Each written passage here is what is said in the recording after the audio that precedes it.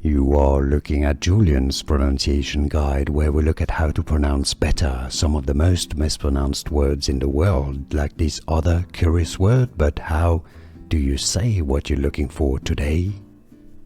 Let's learn how to pronounce the name of this town in Poland, and I believe it's also a Polish name.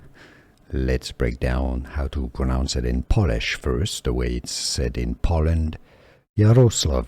Jaroslav. Jaroslav. Therefore, in English, you can simply say it as Jaroslav. Jaroslav. Here are more videos on how to pronounce more confusing words and names too many mispronounced. Like this video if you found it useful. I appreciate your support. I'll see you soon, and thanks for watching.